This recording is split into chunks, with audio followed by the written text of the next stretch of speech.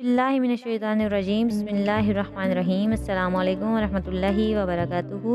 Urdu story channel में आपको खुश आमदीद। उम्मीद है आप सब खैर आफियत से होंगे। आज की हमारी कहानी है अली बाबा और 40 चोर। एक दफ़ा का जिक्र है कि बगदाद शहर में एक लकड़हारा अली रहता था, जो कि सारा सारा दिन जंगल में लकड़ियाँ काटता था और शाम को शहर में लाकर फ़रोख्त किया करता था। उसके पास एक गधा था जो लकड़ियाँ ढूंढने के लिए काम आता था। एक दिन जंगल में लकड़ियाँ काटते हुए अली ने शोर गुल सुना। वो माजरा जानने के लिए शोर की तरफ बढ़ गया। इसने काफ़ी लोगों को घोड़ों पर सवार देखा जो जंगल के किनारे पर वाक़या पहाड़ की तरफ जा रहे थे। अली तजस्सुस के मारे पहाड़ की तरफ चल पड़ा। वहाँ पहुंचकर अली ने अजीब मंजर देखा। तमाम घोड़े एक तरफ खड़े थे और सवार बड़े बड़े थैले उठाकर पहाड़ के सामने जमा कर रहे थे। अचानक एक शख्स ने हाथ उठाकर कहा, खुल जा सिम सिम, और पहाड़ में से एक बड़ा सा दरवाज़ा नमूदार हो गया। अली ये देखकर डर गया और बड़े दरख्त की ओट में छुपकर देखने लगा। तमाम लोग थैले उठाकर अंदर चले गए। काफ़ी देर बाद वो वापस लौटे और इसी शख्स ने हाथ उठाकर कहा, बंद हो जा सिम सिम, और पहाड़ से दरवाज़ा यूं गायब हुआ जैसे गधे के सर से सींग। वो सब अपने अपने घोड़ों पर बैठकर रवाना हो गए। अली वहीं हक्का बक्का देखता रहा। जब काफ़ी वक्त गुजर गया और वो लोग वापस ना आए तो अली ने डरते डरते पहाड़ की तरफ कदम बढ़ाना शुरू कर दिए। इसने जो ही खुल जा सिम सिम कहा तो पहाड़ में से एक बड़ा सा दरवाज़ा नमूदार हो गया। अली ने इधर उधर देखा और हिम्मत करके दरवाजे के अंदर चला गया। वो एक हवादार गार था जहाँ जवाहरात और अशरफियों के थैले रखे हुए थे। अली ने अपनी ज़िंदगी में कभी इतनी दौलत नहीं देखी थी। वो हैरान परेशान खड़ा देखता रहा। उसे अब समझ आ गया था कि ये लोग दरअसल चोर थे जिन्होंने लोगों का माल लूटकर यहाँ छुपा रखा था। अली ने अशरफियों का एक बड़ा थैला अपने गधे पर लादा और अपने घर की राह ली। इसकी बीवी ढेर सारी अशरफियाँ देखकर बड़ी खुश हुई। दूसरी तरफ चोरों को मालूम हो गया कि उनके गार में कोई दाखिल हुआ है और अशरफियाँ भी चुरा कर ले गया। उन्होंने शहर में इस चोर की तलाश शुरू कर दी। अली ने जंगल में जाना छोड़ दिया था, मगर एक दिन इसका गधा खो गया तो उसने उसे तलाश करने के गर्ज से जंगल का रुख किया। गधा हस्बे आदत जंगल में आकर चल रहा था। अली ने उसे हाँका और वापस लेकर चल पड़ा। चोरों के गिरोह का एक चोर जंगल में पहरा दे रहा था। जब उसने अली के लिबास और गधे को देखा तो वो चौंक गया। अली का लिबास बड़ा कीमती था। इसने अली का ताक़ुब शुरू कर दिया। अली इससे बेखबर गधे को हाँकता हुआ घर पहुंच गया। चोर मुख्तलिफ गलियों से गुजरते हुए एक निशान लगाता रहा ताकि उसे वापसी का रास्ता याद रहे। जब उसने अली को एक घर में घुसते देखा तो वो मोहल्ले की नुक्कड़ पर ठहर गया। इसने मौका पाकर अली के दरवाजे पर निशान लगाया और तेज़ी से वापस लौट गया। वो बड़ा खुश था कि उसने गार के चोर को तलाश कर लिया। वो ये नहीं जानता था कि उसने गार के चोर को तलाश कर लिया है। वो ये नहीं जानता था जब वो निशान लगाकर वापस जा रहा था तो अली की बीवी ने उसे देख लिया था। जब वो दरवाजे से बाहर निकली तो उसे दरवाजे पर एक अजीब सा निशान दिखाई दिया। पहले तो वो निशान को घूरती रही, लेकिन जब बात उसकी समझ में आई तो वो बड़ी घबराई। अचानक उसके जहन में एक तरकीब आई और उसने वैसे ही निशान मोहल्ले के सब दरवाज़ों पर लगा दिए। चोर अली की बीवी की हरकत से बेखबर जल्दी जल्दी पाँव उठाता हुआ जंगल पहुंचा और अपने सरदार को जोशो खरोश से सारा हाल बताया।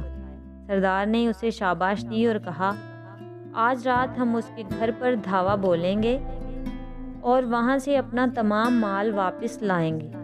जब रात हुई तो सरदार ने अपने 40 साथियों के साथ शहर की राह ली। वो सब स्याह नकाब बांधे हुए थे और इनकी तलवारें अंधेरे में चमक रही थी। इनके इरादे अच्छे नहीं थे। वो शहर की गलियों से होते हुए जब अली के मोहल्ले में पहुँचे तो ठिठक कर रुक गए, क्योंकि वहाँ हर दरवाजे पर एक ही तरह के निशान लगे हुए थे। ये देखकर सरदार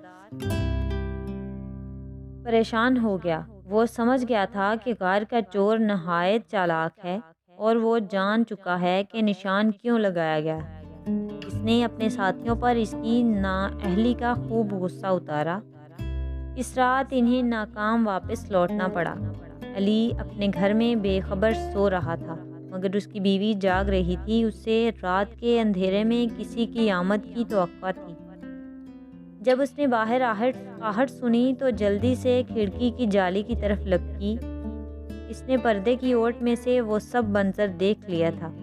وہ سمجھ چکی تھی کہ چوروں کو معلوم ہو گیا ہے کہ ان کے گھر میں ڈھیر ساری اشرفیاں ہیں اور وہ انہیں چرانا چاہتے ہیں۔